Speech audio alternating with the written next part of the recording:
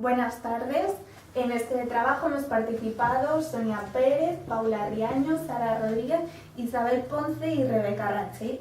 Nosotras vamos a hablar del decir y del querer decir. Aquí tenemos un índice. Hablaremos primero de la diferencia entre el decir y el querer decir. Después hablaremos de la importancia de la pragmática en la traducción. A continuación daremos distintos tipos de enriquecimiento pragmático en la explicatura.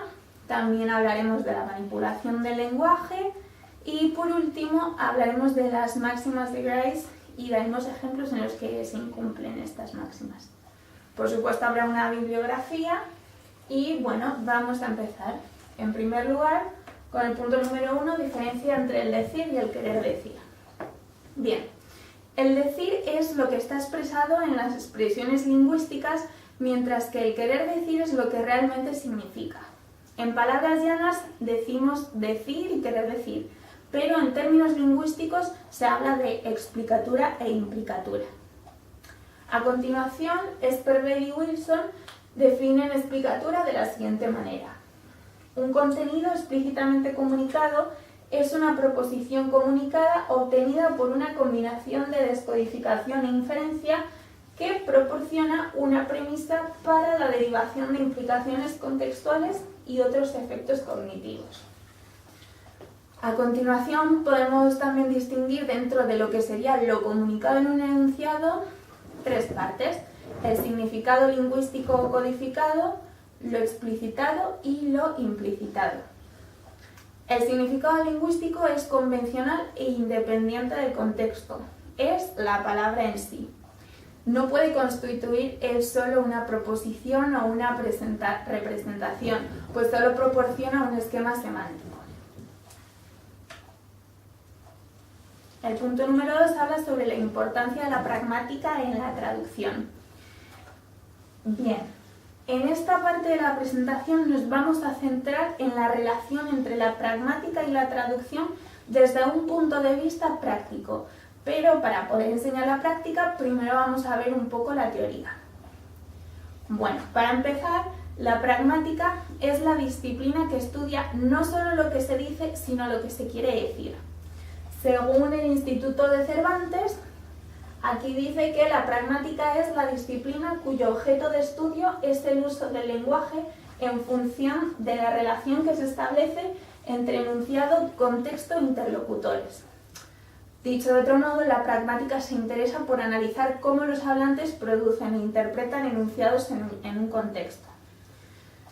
La labor del traductor es mucho más importante debido a la existencia de la pragmática, ya que ésta no está contemplada en las traducciones realizadas automáticamente, sino que es solo posible tener en cuenta la pragmática con traducciones realizadas manualmente.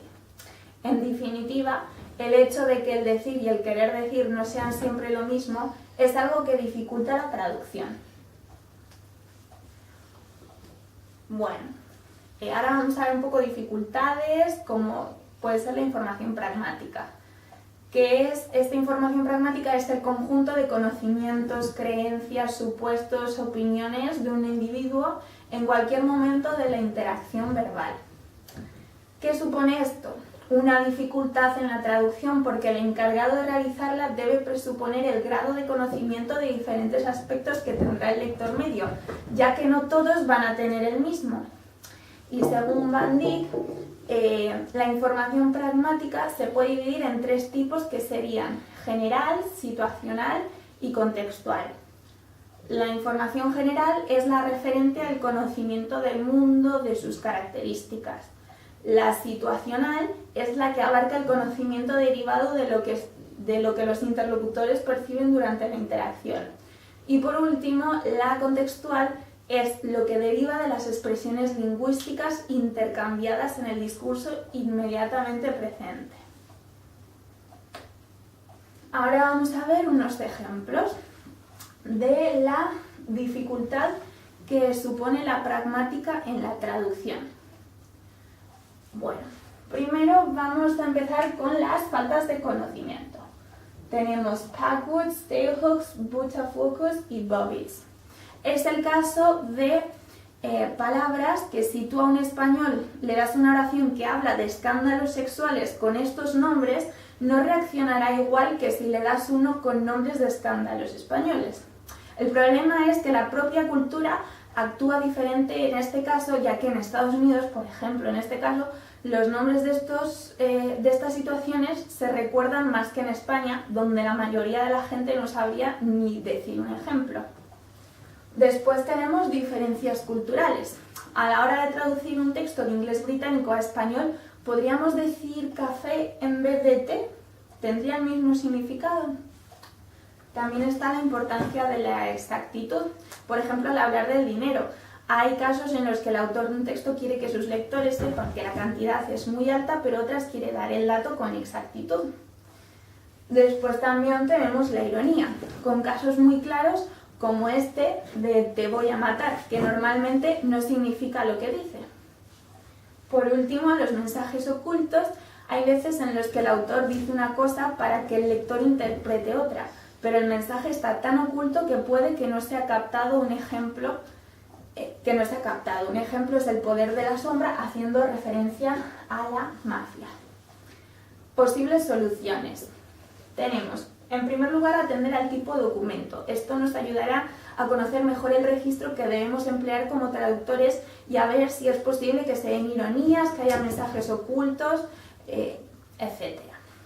Después, en las diferencias culturales podemos buscar equivalencias, como decir café en lugar de té o hablar de euros en lugar de dólares o libras. También en el ejemplo de los casos de abusos podríamos, junto a cada nombre de los casos, incluir un poco de información que dé una idea al lector. Bien, el punto número 3 habla de los distintos tipos de enriquecimiento pragmático en la explicatura. Y se distinguen 3 grandes grupos en los que los procesos de enriquecimiento pragmático son los siguientes. En primer lugar, procesos de saturación, después procesos de enriquecimiento libre y por último, procesos de desambiguación. Bien, procesos de saturación. En primer lugar, encontramos estos que son aquellos casos en los que el enriquecimiento contextual está guiado por una expresión lingüística que es sensible al contexto. Por ejemplo, la referencia a ciertas expresiones como los nombres propios y los deícticos son casos de procesos de saturación. En el siguiente ejemplo, ella hoy va a Valencia. En este caso es necesario buscar el referente del pronombre personal ella, del adverbio hoy y del topónimo Valencia. Otros casos en los que hay que buscar el referente son el pretérito perfecto, que abarca un intervalo de tiempo que puede ser muy amplio, como en he visitado Francia, o cercano en el tiempo como he comido pasta.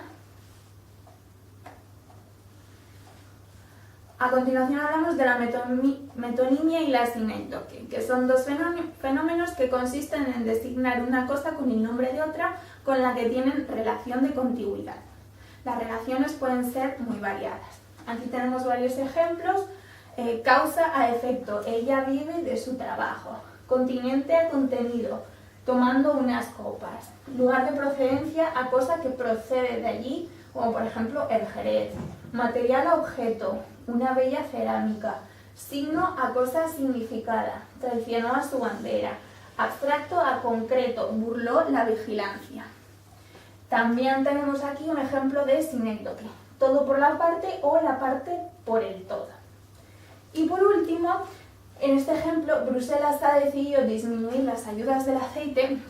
Al decir Bruselas no estamos diciendo el verdadero referente, sino un nombre que nos permite comprender lo que se quiere comunicar aplicando el principio de pertinencia.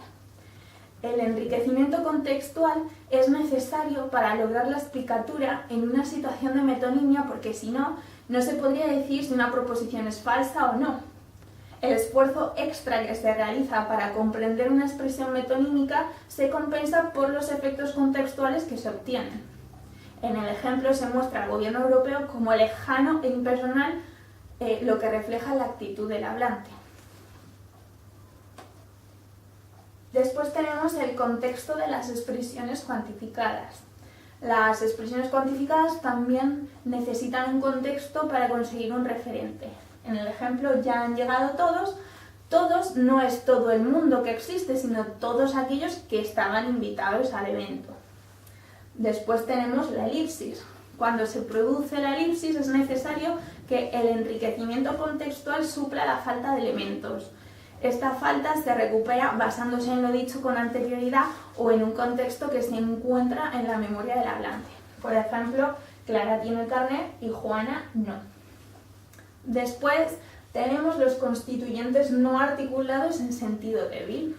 Según Recanati, los siguientes son ejemplos de saturación, ya que el significado convencional de ciertas unidades lingüísticas es el que busca en el contexto cierto enriquecimiento determinado. Por ejemplo, es lo mismo, pero que qué, o es demasiado mayor. ¿Para qué es demasiado mayor? En estas oraciones necesitamos una situación previa para entender a qué se refiere el hablante. Y por último, tenemos las relaciones entre dos miembros del discurso. A veces se producen este tipo de relaciones que se transforman en casos de saturación. Por ejemplo, el detective sacó la llave y abrió la puerta. Puede entenderse que utilizó la llave para abrir la puerta, pero también que quitó la llave de la puerta y entonces abrió.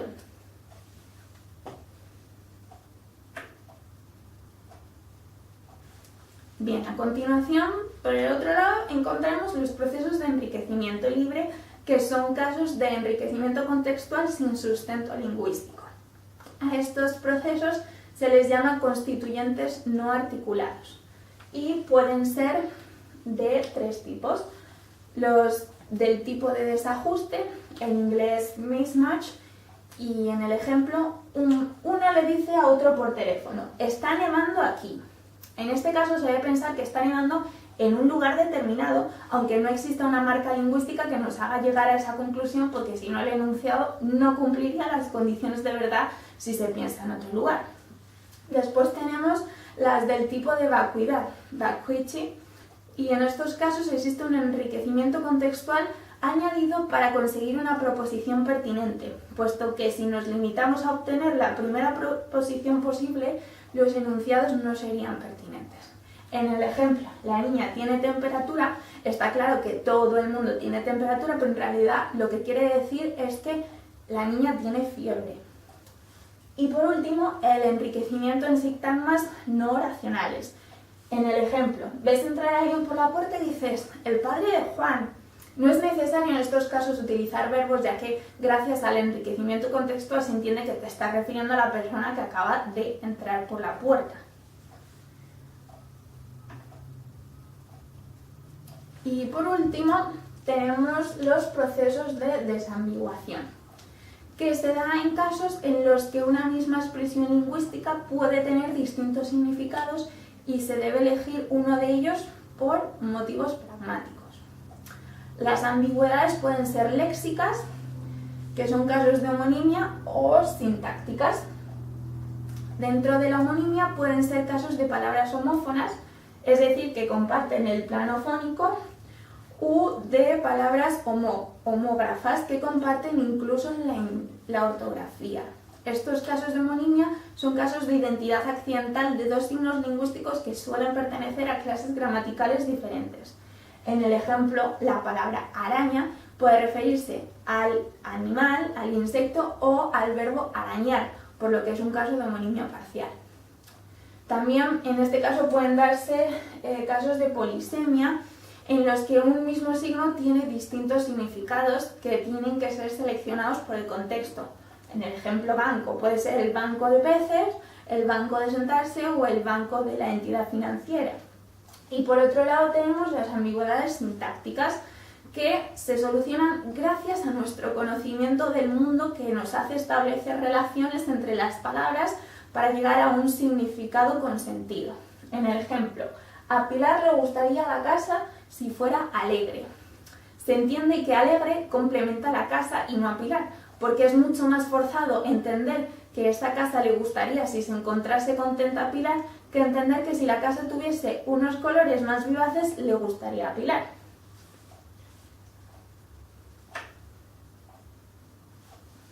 Bien, pasamos al punto número 4, que trata de la manipulación del lenguaje. Teniendo en cuenta que el lenguaje está ligado al poder, esto es una de las armas más poderosas utilizadas a lo largo de la historia hasta nuestros días, veamos algunos ejemplos de esta manipulación.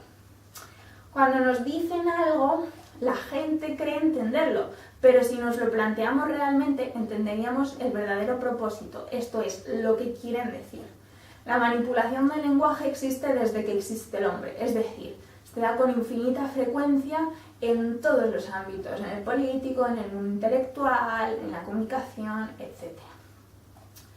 Desde la antigüedad han existido formas de manipulación del lenguaje con fines persuasivos, y el ejemplo más claro es la retórica. Pero aquí nos vamos a centrar en los medios de comunicación que continuamente manipulan el lenguaje, al igual que distintos organismos. Por ejemplo, podemos ver este embellecimiento del lenguaje en un ejemplo sacado del artículo de Luis Muñoz en La Vanguardia, y trata de que cuando hay un divorcio en la familia real o en personalidades reconocidas, no se habla de divorcio como sí, sino como cese temporal de la convivencia. O, por ejemplo, a las bajadas de sueldo las denominan devaluación competitiva de los salarios. Un ejemplo de esto es lo que la RAE define como desinformación. Dar información intencionadamente manipulada al servicio de ciertos fines. Bien, veamos más ejemplos claros sacados del libro de Matteo Rampin, Vender la moto, trucos de manipulación del lenguaje. Estos ejemplos muestran la manipulación del lenguaje con fines lucrativos. En un ejemplo, cuando vemos que una galleta que han sacado nuevo al mercado y nos la ofrecen como las galletas X no tienen nitratos. En realidad ninguna galleta tiene nitratos, simplemente lo dicen para que pensemos que son de mejor calidad. O ningún otro detergente lava más blanco. Realmente dicen que existen otros que lavan al menos como este. Este tipo de trucos son bastante utilizados en publicidad y propaganda, de lo cual no somos realmente conscientes. Existen también multitud de ejemplos a lo largo de la historia de manipulaciones de lenguaje, como por ejemplo durante los regímenes totalitarios, como el nazismo o el stalinismo, o conflictos bélicos como la guerra del Golfo o la invasión de Irak. Respecto al nazismo, como podemos observar gracias a la obra de Viktor Kempler, La lengua del Tercer Reich, apuntes de un filólogo, los nazis comenzaron a utilizar ciertas palabras o estructuras para conseguir que su ideología ahondara en el pensamiento de la gente común. Por ejemplo, se hablaba de enemigo universal en vez de utilizar solo enemigo. Los superlativos en todo lo que tenían que ver con rasgos positivos aplicables a Alemania se incrementaron un montón. Y aparecieron palabras como fanatismo, que hasta ese momento no había sido vista con una connotación negativa. También, por último, se habla mucho de la repetición incansable de palabras para persuadir. Y por último, vamos a hablar un poco sobre las máximas de Grice. Según Grice, el principio de cooperación es la base que se presupone que debe existir en cualquier intercambio comunicativo. En este principio, Grice establece la necesidad por parte de los hablantes de hacer que su contribución a la conversación sea la requerida para el propósito de la misma. Para poder cumplir esto de manera satisfactoria, Grice propone una serie de máximas que han de cumplirse. En primer lugar está la máxima de cantidad, que consiste en no decir ni más ni menos palabras de las requeridas y actuar de modo que nuestra contribución sea tan informativa como se requiera y no más, ya que esto equivale a no decir nada. Un ejemplo de esto son los medios de comunicación, que en ocasiones nos dan muy poca información y no nos aportan nada, o por el contrario, nos dan demasiada información y muy poco tiempo para asimilarla. En este ejemplo, A dice: uy, mira, están embarcando. Oye, ¿qué número de asiento tienes? Y B le contesta: 4A, ventanilla. A le dice: 25C, pasillo. Vaya, qué pena.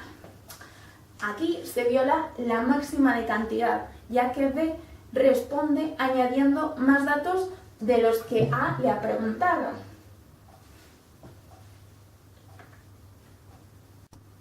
Después tenemos la máxima de cualidad, que se basa en la importancia de decir la verdad y por tanto no decir nada que creamos que es falso o de lo que no se tiene constancia.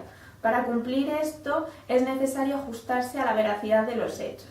Por ejemplo, los rumores o los cotilleos del tipo «me han contado que fulanito ha dicho esto». Incumplen esta máxima porque se basan en cotilleos de los que no conocemos con certeza la procedencia ni la veracidad de lo que nos cuentan. Después tenemos la máxima de relación, que propone ir al grano y decir cosas relevantes.